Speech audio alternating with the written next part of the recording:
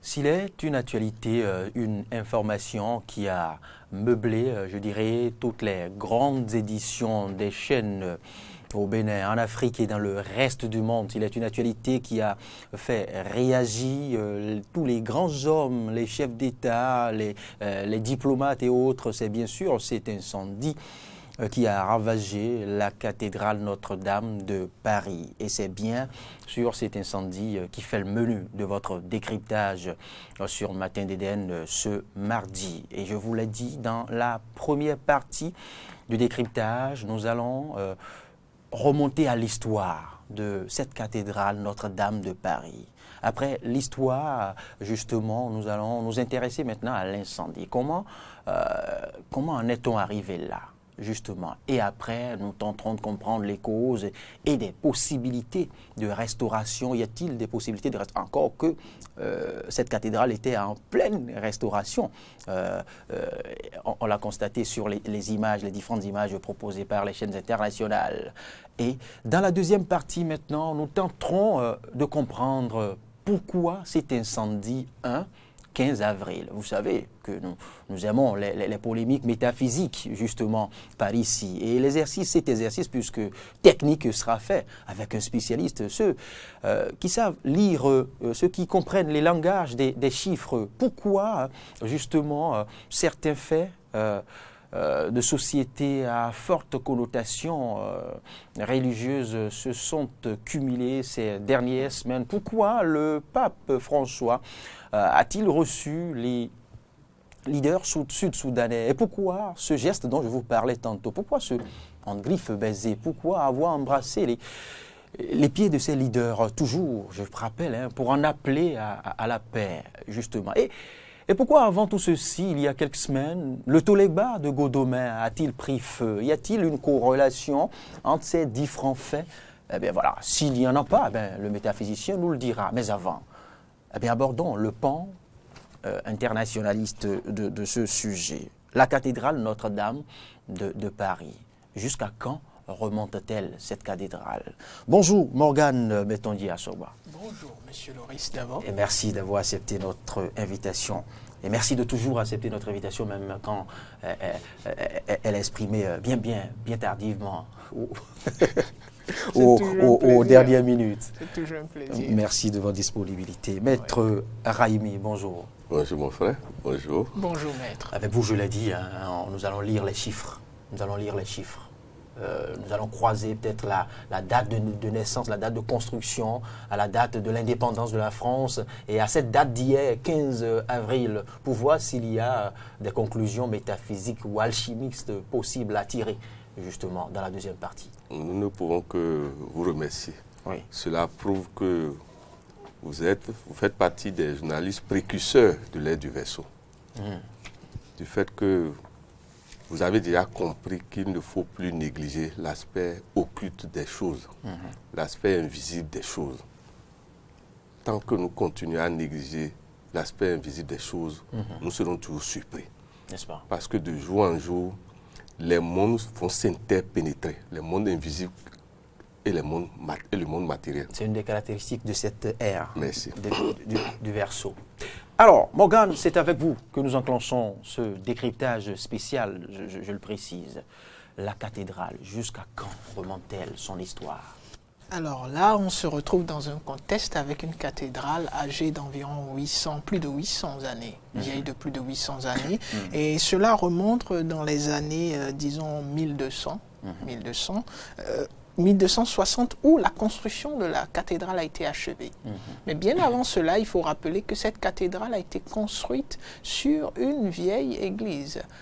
Une vieille église, je pense Saint-Denis, dans la zone. Et c'est dans l'idée d'avoir un monument imposant qui, d'une certaine façon, montre la puissance des années-lumière de la France, que le leader de l'époque a décidé de construire une cathédrale de cette envergure. Et le leader a donc demandé au bishop de l'époque de faire ce travail. Alors, l'esprit même, du moins l'esprit dans lequel cette cathédrale a été construite dans les années 1200, a été achevée dans les années 1260, est un esprit de, disons, de symbolique. Il fallait trouver quelque chose qui symbolise non seulement la foi de la chrétienté, parce qu'à l'époque on avait le christianisme qui avait pris de l'ampleur dans ses conquêtes, et il y avait ce dualisme christianisme-pouvoir. On ne pouvait pas avoir de pouvoir sans la foi. Donc la foi et le pouvoir allaient de pair. Donc il fallait trouver quelque chose qui symbolise à la fois. C'était l'époque où l'Église manifestait son hégémonie. Exactement. Est-ce qu'on va appeler ça en quelque sorte? L'Église avait une influence capitale. Est-ce qu'on va dire que cette influence ne continue pas? C'est un point d'interrogation. Oui, mais pas comme au passé. Pas comme, effectivement. Oui, pas comme à l'époque des Giordano Bruno, où il y avait l'autodafé, il y avait l'Inquisition et autres. En effet, en effet. Donc, c'est dans cette dynamique que cela a été fait. Et par la suite, on a vu que lorsqu'il y a eu des révolutions, la plus fameuse des révolutions qui est la Révolution française, cela a d'une certaine façon affecté ce monument-là. Le monument a été d'une certaine façon détruit. Donc il a fallu entamer déjà des rénovations après cette période de Révolution française. Donc à chaque fois, a priori, qu'il y avait des événements d'une certaine envergure, que ce soit positif ou négatif, parce qu'il faut rappeler que Napoléon a été couronné dans cette église et qu'il y a eu bien d'autres leaders de la France qui sont passés par cette église. À chaque fois qu'il y a eu des événements importants, cet emblème, d'une certaine façon, a dû être rénové parce qu'il a été affecté. Alors, il faut souligner le fait que c'est une sorte, on est en train d'assister à une sorte de coïncidence qui fait qu'on se demande si c'est effectivement une coïncidence. Parce qu'on ne va pas ignorer cette question des Gilets jaunes qui fait allusion aussi à la Révolution, la période révolutionnaire. Donc l'histoire nous montre quoi? Que la cathédrale a été construite sur une durée d'environ deux siècles. 2 siècles de construction, sinon voire plus, parce que ceux qui ont entamé la construction n'ont pas forcément achevé la construction. Il y a eu au moins 5 à 6 personnes qui ont participé en tant que leader en matière de construction de cette cathédrale. 5 à 6 personnes qui ont participé à sa réalisation avant qu'elle ne soit achevée en 1260. Et cela montre qu'au fil des années aussi, on a eu des rénovations suite soit à une ingéniosité, changement d'époque, ou à une situation sociale qui a d'une certaine façon touché à ce monument. Donc voilà ce que l'histoire nous dit de façon sommaire par rapport à la cathédrale. Alors, hier, au cours de cet incendie, nous avons constaté que la charpente était à forte dominante, pas en fer, mais en bois. Vu au regard de l'ingénierie française, au regard de la capacité des techniciens français, pourquoi ce choix? Alors, le choix s'explique... Pourquoi ne pas avoir choisi le fer en matériaux durables? Oui, le choix s'explique par déjà l'image, vous voyez. Lorsqu'on prend la cathédrale en question, et ce qui fait de la cathédrale ce qu'elle est, c'est aussi la structure. C'est une cathédrale, lorsque vous y allez, vous avez l'impression de remonter le temps. Et dans cette construction, l'objectif de donner cette impression est importante. La plupart des films qui ont été tournés sur le plan médiéval, qui voulaient rappeler l'époque médiévale, se sont tournés, sont passés par la cathédrale. Donc, le choix du bois et le choix d'un certain nombre de matériaux font partie de l'objectif visé par même les rénovations. Vous allez constater, même lorsqu'ils feront une rénovation, ils n'opteront pas pour du fer. Pas parce que le fer n'est pas plus prudent ou plus approprié, mais parce qu'il y a un objectif derrière le monument. Il y a toute une histoire. Et à chaque fois qu'un individu, parce que vous l'avez souligné à l'entame, après près de 14 millions de touristes qui effectivement vont là-bas, dès qu'il y aura plus cet aspect d'originalité, dès que les critères du monument ne vont plus correspondre à cette sensation de remonter le temps, alors on aura quelque oui. chose qui ne va Oui. pas. Donc c'est ce qui justifie d'une certaine façon le choix de ces éléments dans la construction du monument. Voilà qui est bien dit. Il y a cette volonté d'entretenir, de maintenir, de sauvegarder cette portée touristique. Mais comment en est-elle arrivée là? Comment le symbole religieux est-il devenu, je dirais, le symbole touristique? C'est même plus que le symbole touristique, c'est le symbole national. Et je peux même dire que c'est un symbole régional. Rien qu'à observer l'engouement naturel, non seulement des touristes qui viennent d'un peu partout dans le monde, mais beaucoup plus de la région d'Europe, et aussi les leaders. L'histoire du monde a été fortement touchée par la question de la religion. Et lorsque vous regardez les grandes religions qui ont influencé même l'architecture des États, la construction des États, vous vous rendez compte que le christianisme et l'islam, en quelque sorte, ont eu un rôle assez déterminant. Et c'est dans cette lancée que vous constatez cette considération touristique, mais aussi régionale, que chaque individu et les leaders français, aussi bien européens, ont pour cette cathédrale. La cathédrale représente bien plus que cela.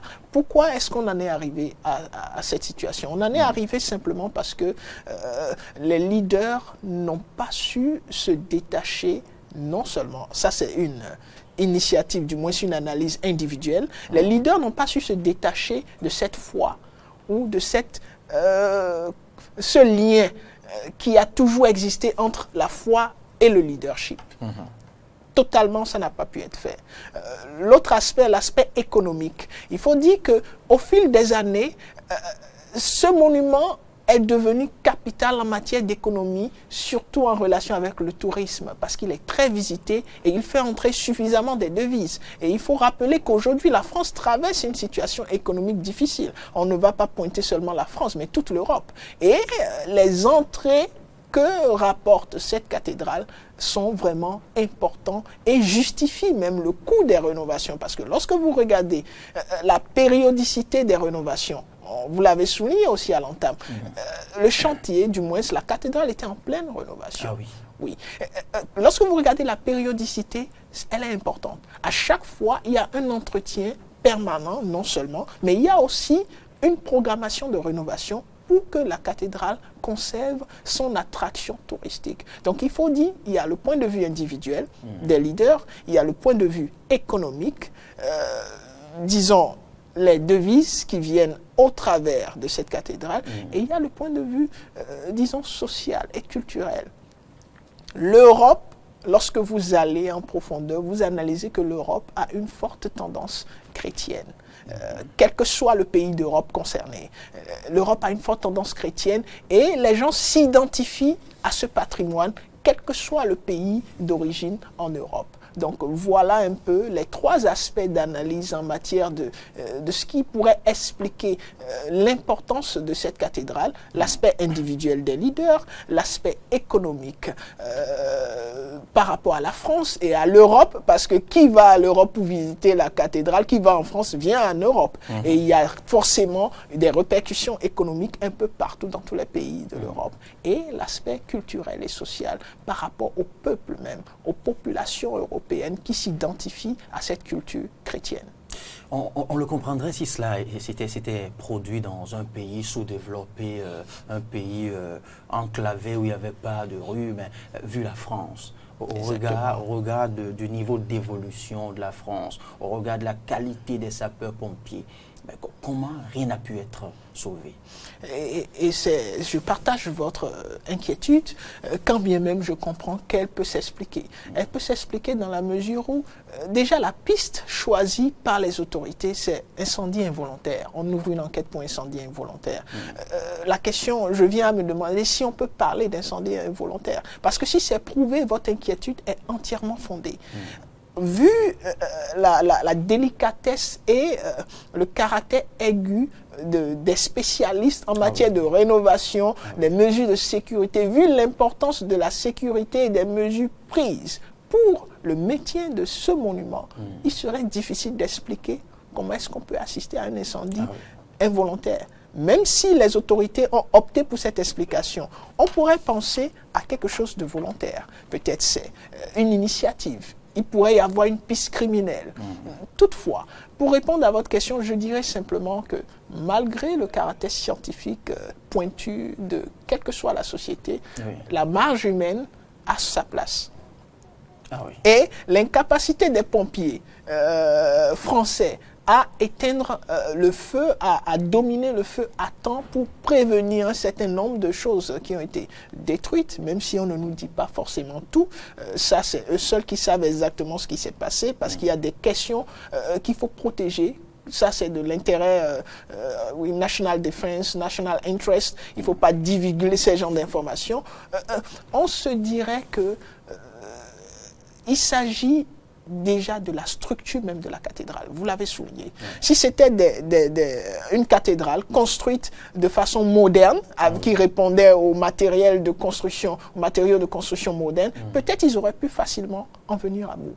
Mais c'est une cathédrale qui est construite et maintenue pour remonter le temps. Ça veut dire même le matériel, le bois, qui est vraiment flammable, est la toiture. Et lorsque vous regardez tout ce qui a été réellement emporté, c'est la toiture. C'est la toiture et la flèche est tombée parce que c'est la toiture qui supporte la flèche. Donc, tous ces éléments mis ensemble justifient l'incapacité en griffe des sapeurs-pompiers à pouvoir venir à bout de cette situation rapidement. Et j'évoquais tantôt, je dirais, la compassion mondiale dont a bénéficié la France, les autorités françaises. Une première réaction, c'est bien sûr celle de Donald Trump, qui proposait déjà des solutions aux sapeurs-pompiers.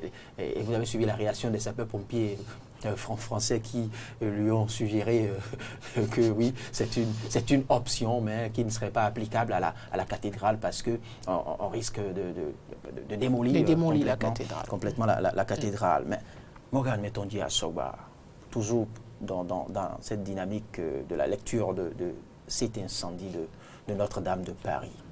Alors, quelle implication au plan national, en France et au-delà des frontières? Alors, au plan national, déjà, il faut dire que l'implication est directe et is a double-edged sword. C'est un couteau à double tranchant. Premier aspect du couteau, c'est que cela peut ramener, vous savez, la France, ces derniers mois, a subi, avec le mouvement des Gilets bleus, a subi beaucoup des Gilets jaunes. Vous voyez, je vois déjà le bleu. Des Gilets jaunes a subi beaucoup de violence et tout le reste. Donc, ça peut apaiser les Français. Sans oublier la menace permanente des attaques djihadistes. Exactement. Ça peut apaiser le peuple, ramener le peuple ensemble. Il faut souligner que le président s'apprêtait à faire une sortie médiatique. Ah oui, ce soir-là. Exactement. Donc, quelques heures avant que le président ne fasse sa sortie médiatique, ça c'est la piste de ceux qui aiment des conspiracy theories. Les gens qui voient toujours une conspiration ailleurs. Quelqu'un pourrait dire, peut-être c'est le président en griffe, hein, c'est pas Morgan qui le dit, c'est juste une analyse, que c'est pas une coïncidence. Quelqu'un pourrait dire, c'est pas une coïncidence, alors je veux creuser pour comprendre ce qui s'est effectivement passé. Juste quelques heures, il était prévu pour 20 heures, l'incendie a commencé aux environs de 18 heures, un truc par là. Donc, déjà, ça ramène tout le monde, ça change l'orientation. Ah oui. La concentration... ça a modifié sensiblement l'agenda du chef de l'État, même l'agenda des Français, qui, même si le chef d'État devait passer, personne n'irait le suivre. Parce que la question de la cathédrale touche à tout le monde. Ah oui. Donc, il y a eu ce changement sur le plan national. Et sur le plan national, il faut parler de peut-être aussi une opportunité. Ça peut apaiser la situation avec les Gilets jaunes ou ça peut enflammer la situation avec les Gilets jaunes. Parce que les Gilets jaunes se sont avérés dans une dynamique de casse. C'est-à-dire ils ont cassé, ils ont brûlé d'autres monuments, ils ont touché beaucoup de choses. Le fait que cette cathédrale soit touchée, que ce soit de façon criminelle ou pas, peut encourager les Gilets jaunes dans leur dynamique, dans le sens où je vous ai souligné tout à l'heure que la Révolution française qui a mené un changement radical dans le système français, a touché à ce monument. Le monument a été détruit. Il y a eu beaucoup de dommages à l'époque. Et cela a entraîné des rénovations. Donc, ça peut être un symbole, un signe pour ceux qui sont dans cette dynamique de ne pas fléchir devant l'autorité française. Donc, ça, c'est les deux aspects. Maintenant, sur le plan économique, c'est un gros problème. Ah oui. Même si le président Macron a dit « nous allons reconstruire cette cathédrale ensemble », moi, la question que je me pose automatiquement, où est-ce qu'il trouve les fonds? Avec quelles ressources? Où est-ce qu'il trouve les fonds? Mais il y a vous savez, il y a l'association Les Amis de Notre-Dame Oui, qui avait, avant cet incendie déjà, avait pu réunir déjà, pas seulement en France, hein, dans tous les pays du monde, aux États-Unis et autres, une collecte de fonds, plus de 20 000 euros. Oui, mais lorsque vous regardez le coût même de la rénovation qui était prévue et déjà en cours, c'est énorme. C'est vrai, même les présidents de l'Europe ont décidé, ben, on va contribuer. Le président Macron a dit qu'il va faire une collecte de fonds lancée. Mais je me demande, est-ce que ça va marcher réellement? Parce que là, il a déjà des difficultés économiques. Est-ce que les autres difficultés économiques... Le chef de l'État brésilien aussi qui s'est proposé d'étudier minutieusement... toute sollicitation. C'est disons, des déclarations politiques et diplomatiques. Surtout pour ceux qui sont... Mais qui ne seront pas sans effet. Bon, sans effet, ça va dépendre de la...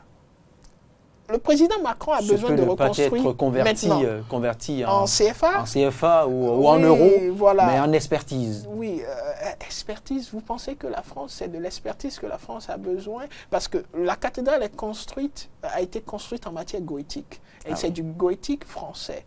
Et donc, l'expertise pour la reconstruction de la cathédrale est en France.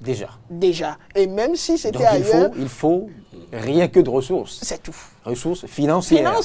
Précisons cela, oui. Parce que c'est important. C'est très important. Donc voilà un peu, c'est ça, au fait, le gros nœud. Sur le plan économique, je me pose des questions. Qu'est-ce que le président Macron va faire? Comment il va faire ce calcul rapide qui va permettre de reconstruire rapidement et que cette reconstruction comble les attentes des Français? Ça, c'est la question. Il n'y aura pas que le budget national français, il n'y aura pas que la trésorerie française. Cela peut faire réagir aussi le Vatican. Oui, le Vatican a déjà décidé de réagir. C'est même la première institution qui va réagir parce que le Vatican est fortement attaché. On dit qu'il y avait les épines que Jésus a utilisées comme couronne sont conservées dans cette cathédrale. Il n'y a pas que. Il y a d'autres objets. De valeur. Des objets de valeur. Je l'ai suivi hier dans certains documentaires sur les chaînes françaises. Exactement. Donc ça fait que le Vatican d'office est engagé dans la reconstruction de... Il y a une soutane, je crois, séculaire.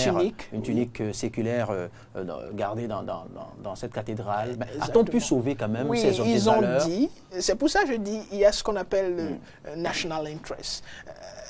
On ne peut pas savoir réellement. On va écouter ce qu'ils disent. Même si ces objets sont touchés, on ne viendra pas à la télé dire que ces objets ont été touchés d'office. Oui. Bon, je suis d'accord avec vous. Les déclarations, c'est que ça a été conservé. Donc on verra bien, voilà. Parce qu'ils ont intérêt. Ces objets font partie des choses qui attirent du patrimoine. Voilà, les touristes. Parce que on a oublié de le dire, c'est un monument. Déclaré, justement, UNESCO, UNESCO, patrimoine mondial de l'UNESCO. Donc c'est dit quelles sont l'envergure, quelle est la trempe mondiale de cette cathédrale qui est concernée.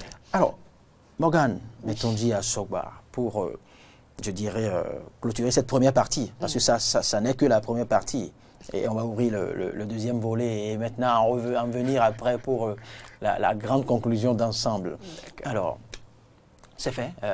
Comme je me plais à le dire, c'est consommé, ou sinon tout est consommé. Les perspectives maintenant d'une rénovation de la cathédrale. Alors, les perspectives, vu l'envergure internationale, la considération mondiale et globale de cette cathédrale, sont que tout le monde mettre la main à la pâte pour qu'on puisse avoir les fonds nécessaires pour permettre à la France de reconstruire rapidement cette cathédrale. Et j'ai bel et bien l'impression... à l'épreuve déjà. Oui, j'ai bel et bien l'impression... Les revendications, à l'épreuve exactement, de la pression fiscale. Même pas seulement fiscale. La France, je pense que 2018-2019 va rester dans les mémoires de l'histoire de la France. La France va s'en souvenir d'ici quelques années. Et même si cette rénovation se fera, l'UNESCO va mettre la main à la pâte, les autres États vont mettre les moyens nécessaires à la disposition de la France pour reconstruire dans un bref délai, parce que vous l'avez souligné, la cathédrale. L'autre perspective, c'est que ce sont les perspectives qui ne sont pas physiques. Là, je viens d'aborder l'aspect physique. Voilà, ça va être reconstruit, et bien peut-être l'économie va reprendre, mais l'autre perspective, c'est la signification pour les Français.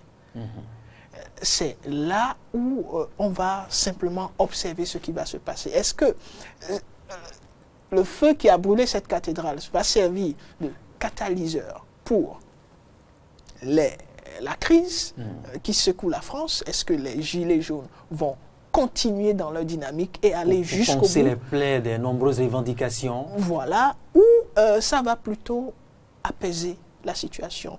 Je suis beaucoup plus dans la dynamique. Vu les tensions qui règnent, je suis beaucoup plus dans la dynamique d'amplification. Beaucoup plus.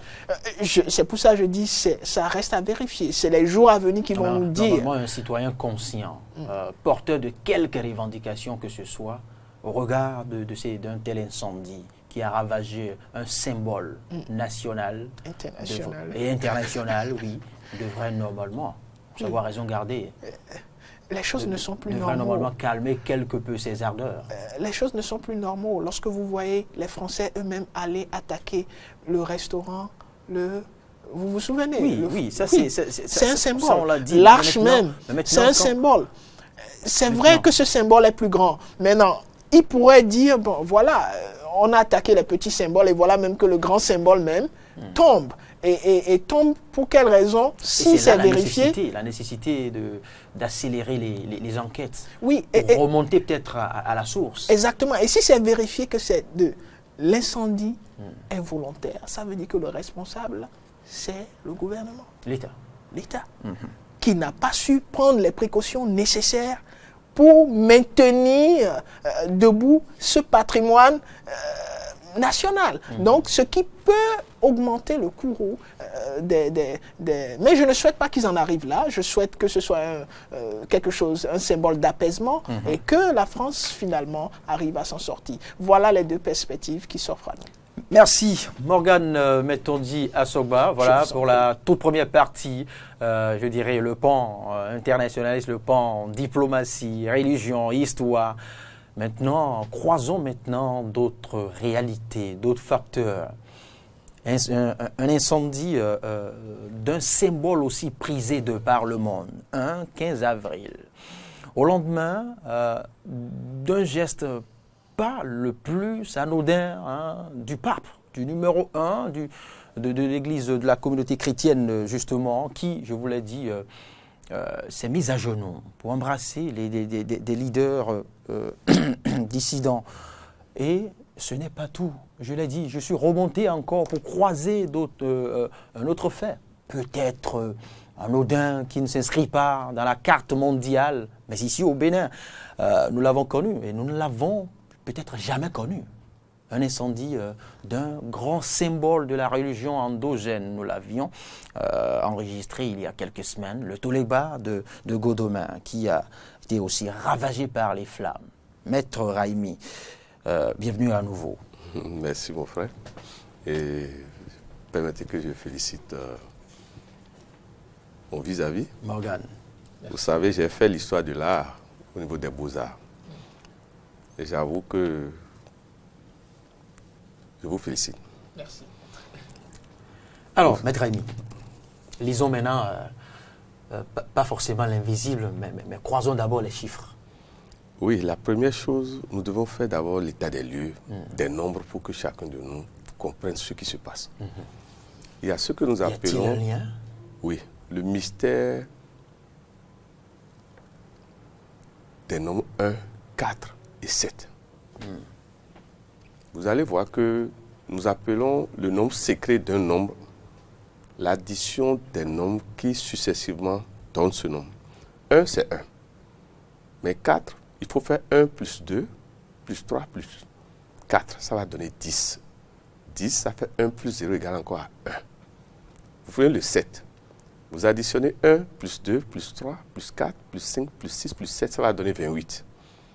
Ça fait 2 plus 8 égale encore à 10 égale à 1. C'est pour vous dire quoi? Le nombre 147 est un nombre de blindage.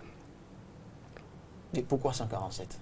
Parce que en mathématiques profanes, on pouvait dire 1 égale à 4 égale encore à 7. Ça veut dire que partout il y a 1, on peut dire que ça fait 4. Partout il y a 1, on peut dire égale 7. Ça veut dire que quand on a 11, derrière le 11, il y a alors 44. Oui, outre les signes, quel rapport ces chiffres que vous évoquez ont-ils avec les événements d'hier? Merci. Rappelez-vous que le 1 est en rapport avec le mois de janvier, qui représente le nombre 1, avec octobre, avec novembre, qui est le sommet.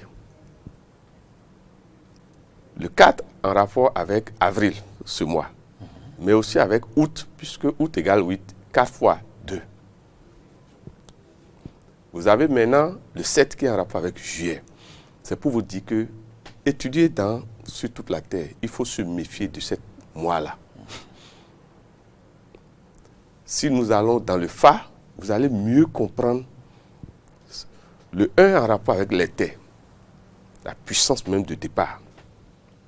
Le 4 avec troupin, la possibilité d'effritement. Vous savez, le troupin rappelle la papaye mûre. Quand vous ne la mangez pas, ça s'effrite. Le mois d'avril est toujours un mois où, point oui ou point non, tout peut chavirer. Et maintenant, vous avez juillet, qui est Kamédi. Car, pour comprendre car, il suffit de voir, c'est la victoire qui vient des épreuves.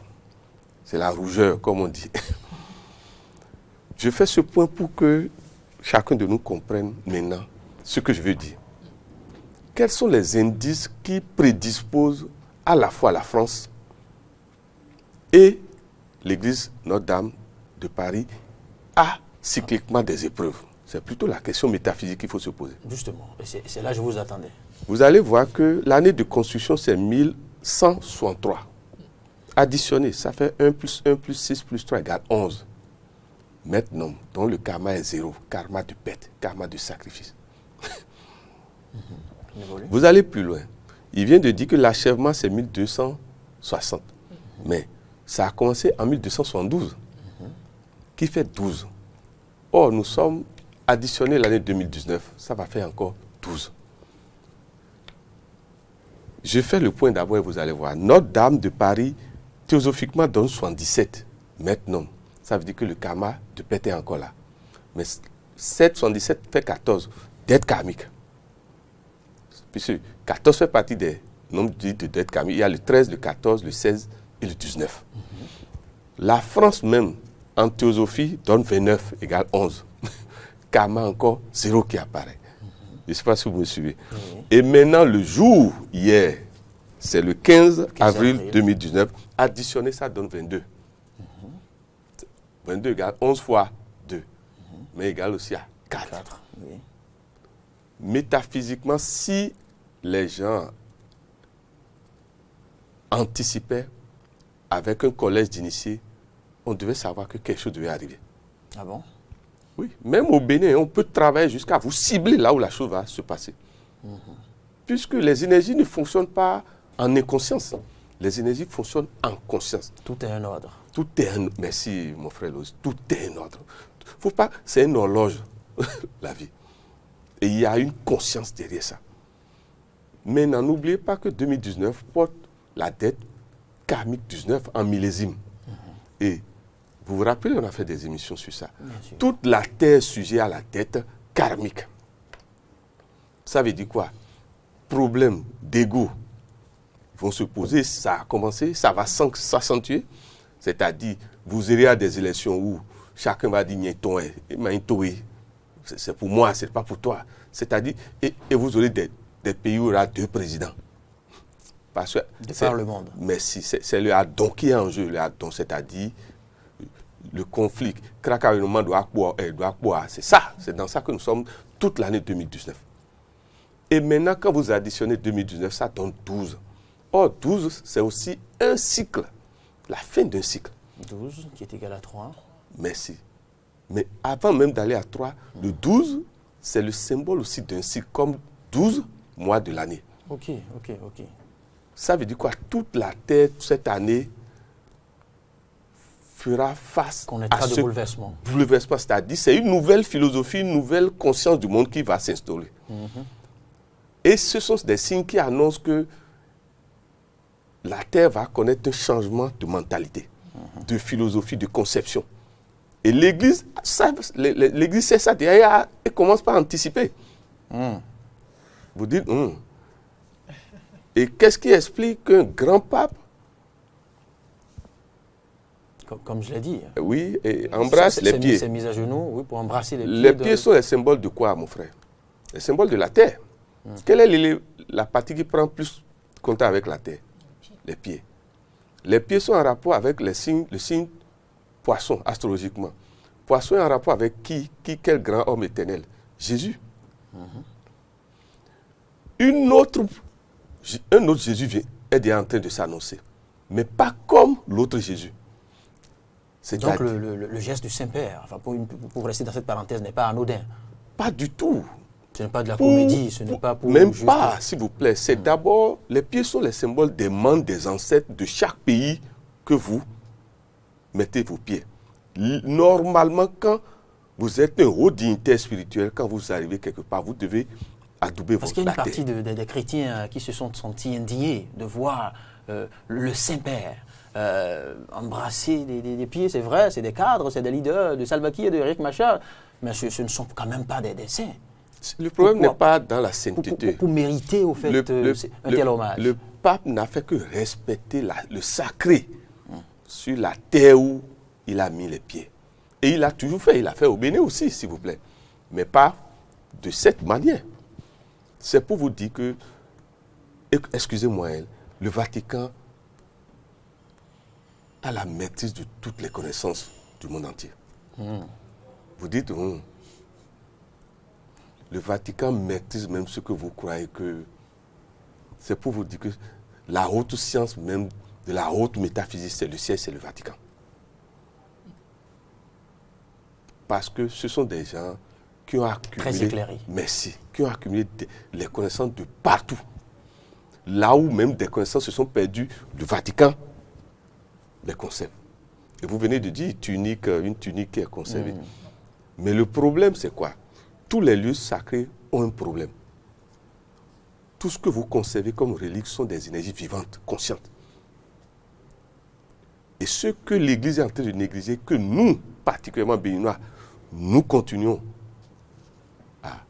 à pratiquer, l'Église doit réviser cette position. C'est-à-dire, il y a quelque chose que l'Église a négligé. Comment entretenir la conscience vivante invisible? Mais nous, béninois particulièrement, nous avons encore ces secrets-là.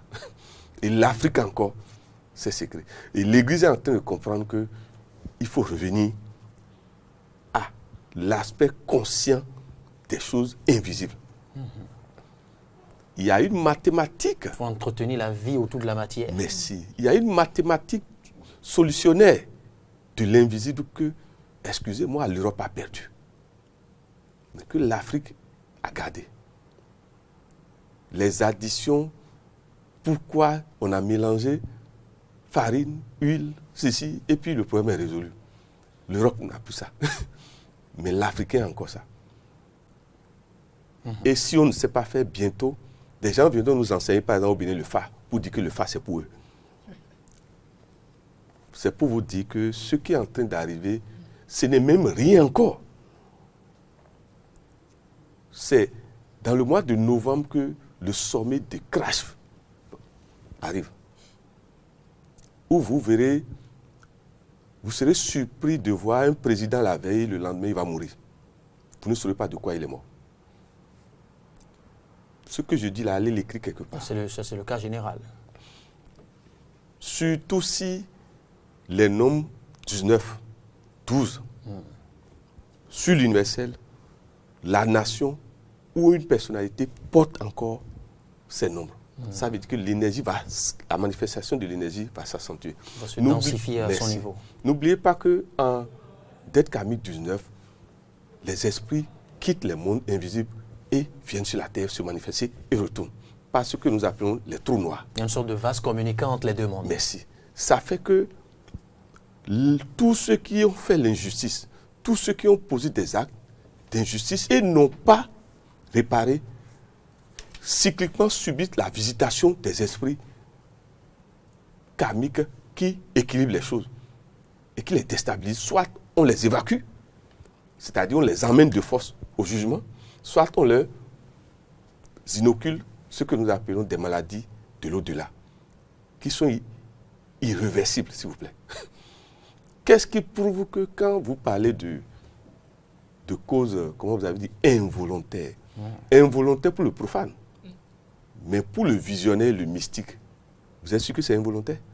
Où vous avez un lieu où vous avez mis des énergies conscientes de reliques? Je vous en prie, non. Je vous en prie, non. Alors, Maître Aimi, vous venez de le dire, enfin, vous venez de confirmer une partie de mes doutes, je dirais, pas confirmer, mais je dirais d'épuiser quelque part, parce que quand j'ai revisité la chronologie de ces faits, ces dernières semaines, je m'étais dit, bon, soit c'est anodin ou il y a un sens.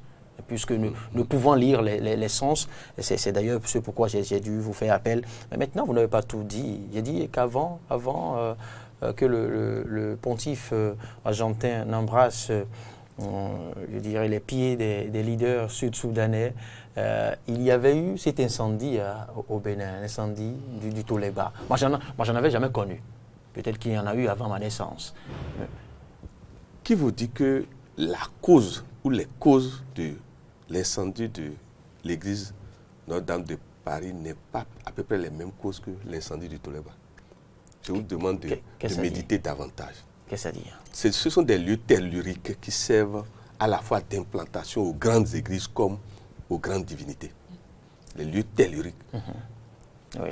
C'est-à-dire ce sont des zones je vous comprends où se dégagent des énergies redoutables. Si vous voulez aller étudier les grandes églises que les premiers missionnaires installés au Bénin, vous verrez que ce sont des zones, et si vous allez plus loin, que l'État fouille bien, nos richesses sont là. L'or, le pétrole circule là.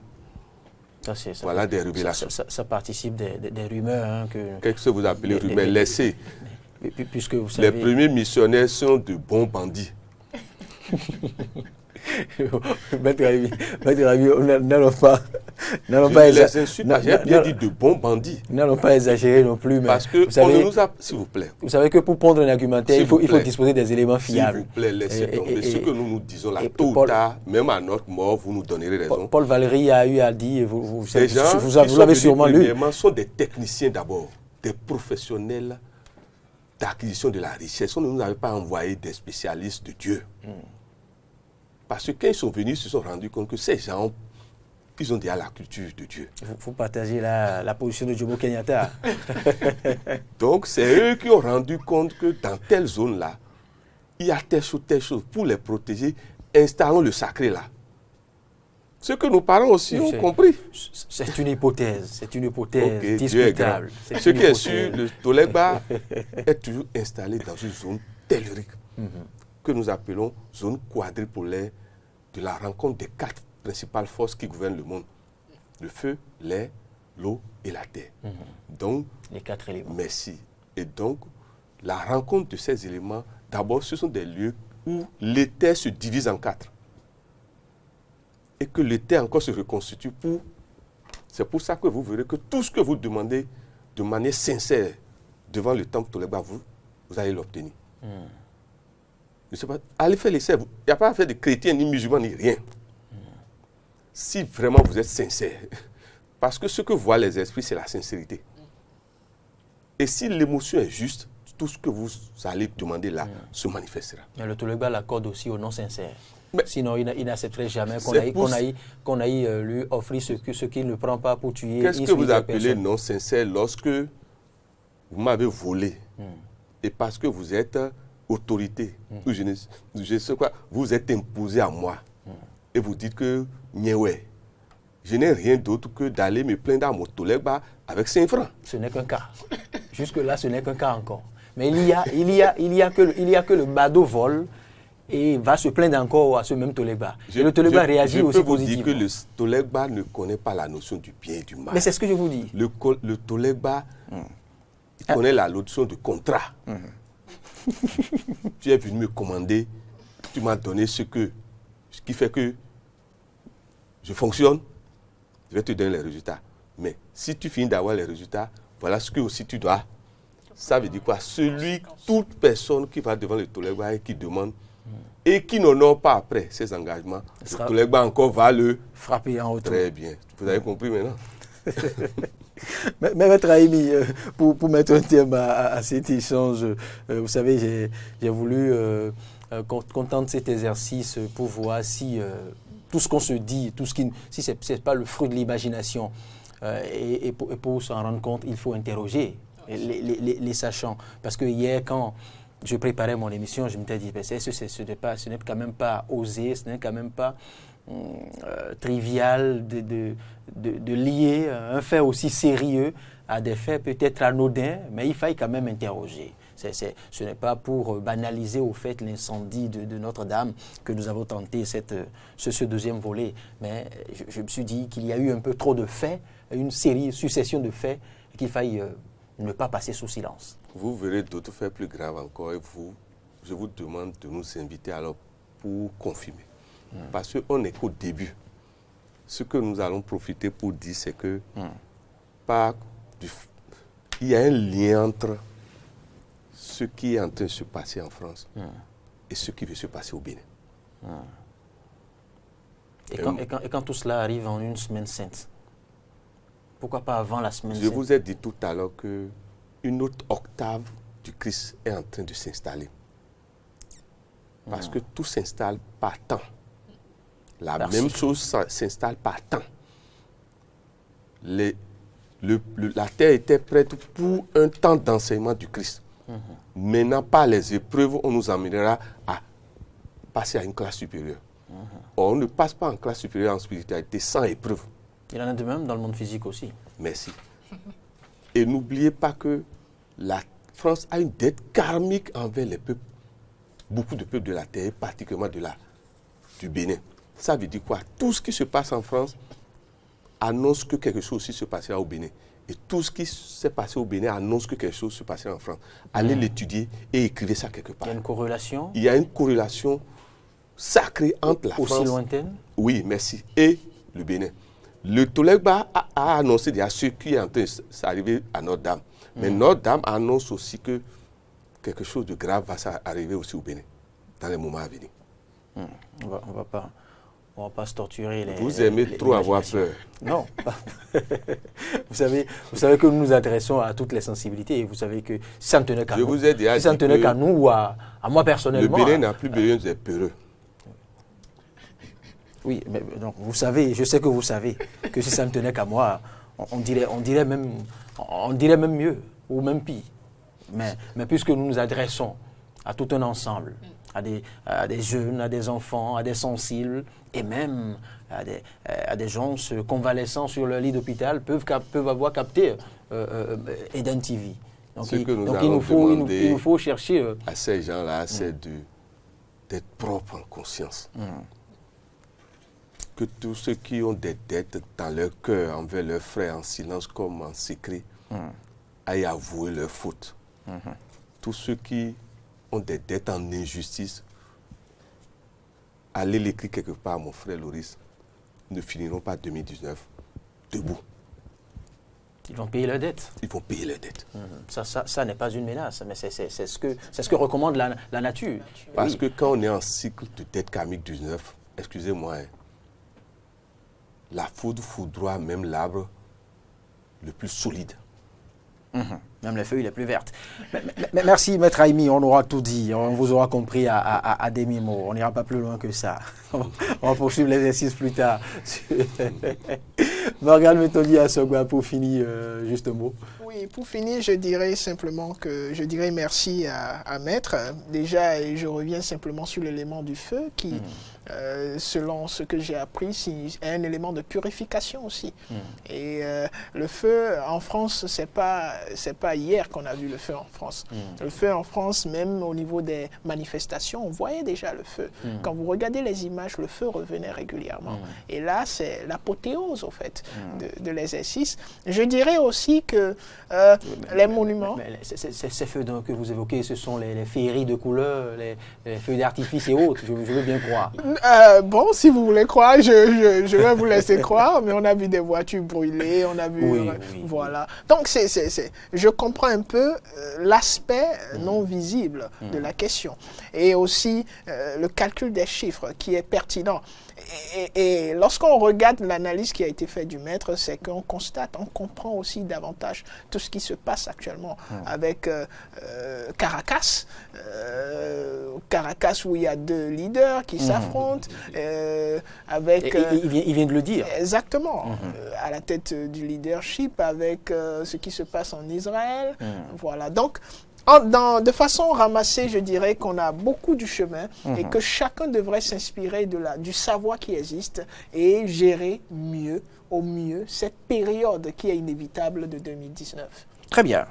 C'est complètement terminé pour ce numéro de décryptage, Maître Haïmi. 15 secondes, précisément. Nous allons simplement appeler, demander pardon aux membres de nos ancêtres, que ce soit les membres des ancêtres du Bénin comme de la France. Parce que la France et le Bénin sont liés. Nous ne pouvons plus nous laisser. Chacun doit faire le point des injustices causées l'un à l'autre et payer ses dettes. Très bien. Nous allons demander humblement au président Macron de nous retourner nos valeurs culturelles qu'ils ont gentiment, simplement déplacées, qui leur fait économiquement, ils sont bons, mais de nous payer, de nous renvoyer un peu nos sous. Merci. Je précise que c'est un sujet déjà abordé sur Matin d'Éden et que vous l'avez suivi dans l'actualité. Le président Macron a adhéré justement à cette doléance c'est ceux qui gardent les perturbés, les perturbera. Demandez-leur de nous renvoyer ça. C'est terminé pour ce décryptage spécial.